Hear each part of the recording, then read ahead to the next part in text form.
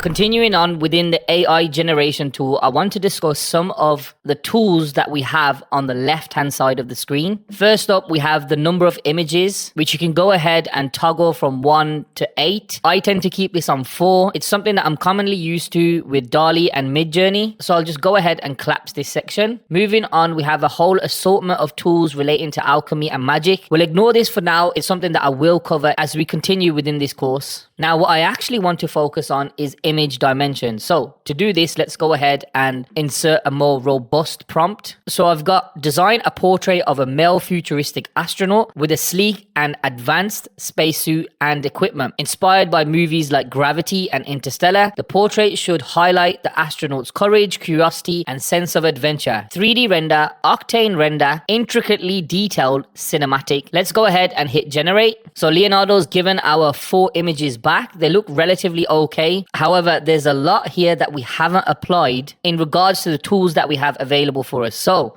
just to help, I'm going to go ahead and prompt generate portrait of a male futuristic astronaut, hit ideate. And I quite like this third prompt that Leonardo has given us, a surrealistic, dreamlike portrait of a male futuristic astronaut with a surrealistic, ethereal atmosphere. I'm going to go ahead and hit generate. Fairly decent, especially compared to our initial prompt. I do tend to find that the prompt itself does matter. However, I do feel like the model and the tools that you use are just as important. So over to the left-hand side, I'm going to turn off prompt magic. Go ahead and hit generate again. And you genuinely can see the difference where prompt magic is applied. However, like I said, we will go into more detail where prompt magic is concerned in a later lesson. So image dimensions.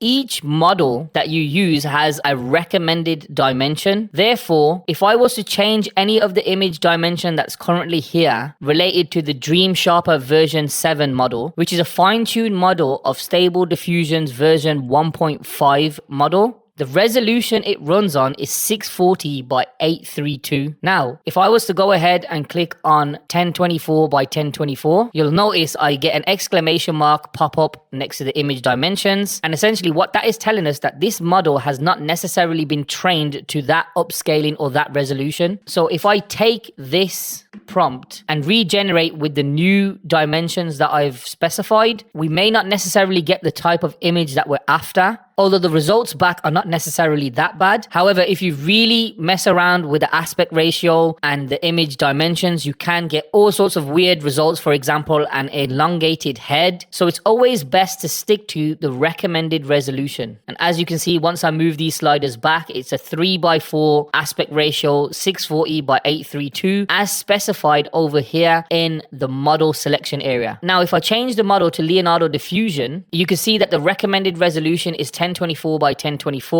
And of course, Leonardo automatically ensures that you have the right image dimensions.